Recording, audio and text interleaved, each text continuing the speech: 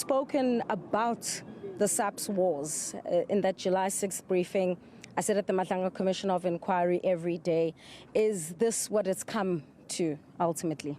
Well, we don't know. It's got a resemblance of some typical strategies that have been employed, but we're still going to dig deep in it.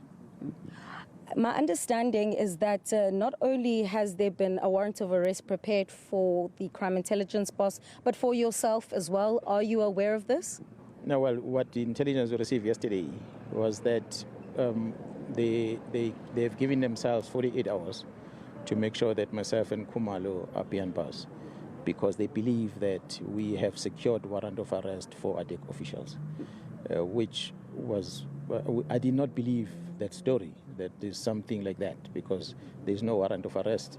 And from where I am, there's not even an investigation that involves anyone from ADEC. So why would you come with warrant of arrest? And a person who makes up a story, I thought it's just a story that is flying. But when Khumalo told me today that he's received a phone call by ADEC that say he must present himself at the station, so I thought the 48 hours that we were warned about yesterday, it's real.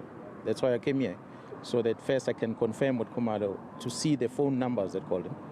And also, if ADEC is here, I might as well say, here I am, if you need me as well. But to my surprise, then Khumalo gets another phone call that says that he doesn't have to present himself because of some executive decision. In fact, that's also what we've been told. Have you gotten any clarity as to what exactly happened between the time Khumalo was told to present himself and the time at which he then was not going to be processed at this police station? There are phone numbers that call them. The people that own those phone numbers, perhaps are the one they must take the microphone and tell South Africa. Why did they call them to come here? And why did they call them not to come here? Leave the seniors that told them things. As police officers who are supposed to enforce the law, they took a decision that they are going to call them to come and present themselves, which they did.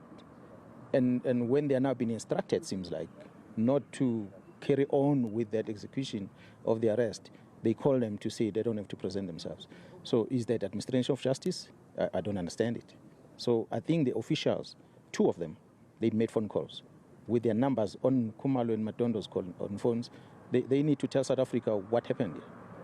And the statement from ADEC that is just flying should be taken like that. The people that call them, they must say, we call them because we've got a warrant of arrest. So the question then, why do you decide not to execute? As things stand, is there a warrant of arrest for ADEC head Andrea Johnson? Because there's also been lots of speculation that you and Khumalo are also gunning for her head, and this is what might have actually led to the moment that we find ourselves in now. I've said it on record. From where I am, Jerome Kwanazi and the team that I'm leading, there is no warrant of arrest for any member of ADEC. From where I'm standing, there's not even a criminal investigation against any member of ADEC. I've asked Khumalo on the investigation that they are carrying out, and he indicated to me that there is no warrant of arrest against anyone. There was not even an application for the warrant of arrest. So I don't understand where the story comes from. So if people are reacting because there was a story, I'm saying it on record in front of the nation that there's nothing like that. And if there was, we would have spoken to the seniors to know about it. But there's nothing.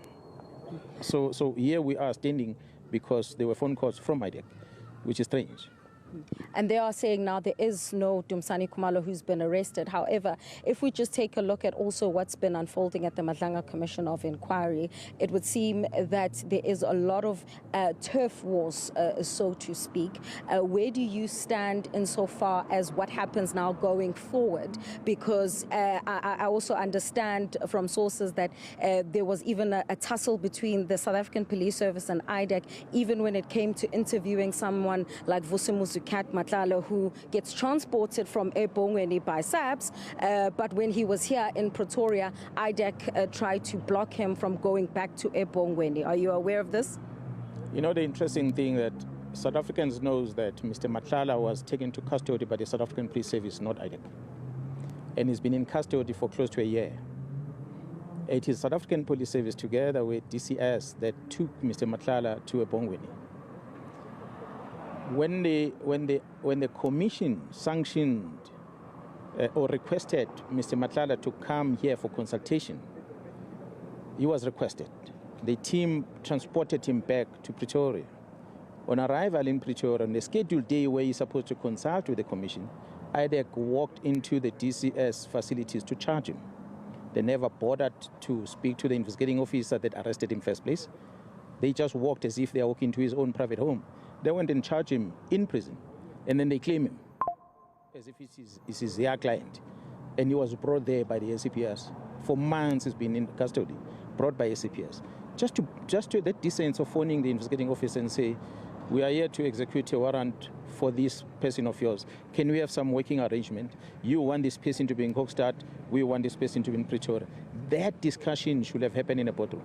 It did not happen. The ugly part of it is that there was even a letter from IDEC threatening the Commissioner of Correctional Service about why is Kurt Matlala sent to Kokstad from IDEC, as if he was presented, he arrived at Correctional Service, or he went to Kokstad because of the decision of DCS alone. So it became clear there that there's some malicious things. We know that Kurt Matlala is forever out of prison because of consultation that they're busy with. We know that. We've got our intelligence that are collating information of what's happening. So we feel that there's now games that have been played. The man is in custody and he's got a number of cases. IDEC has put a case against him. He must answer to that. But the dissents of the security class are talking to each other. They said the very same person that we've arrested, we are looking for him on this case. We want to charge him. For these reasons, for him to be in court, we want to make sure that he stays in Pretoria. That discussion will have happened. So I can imagine now if SAPS charges Kurt Matlala now for something else, and they go to court and they demand that he be kept in another correctional facility without talking to IDEC, there's going to be another fight again, which is unnecessary. General, as you stand here, I see you. Where's General Khumalo? Yeah, well, he's sitting in the car because he had to come here to the police station. So both Madon and him, they are sitting inside. They are here at the Brooklyn Police Station. Yeah. What is going to happen next? They're going back to work.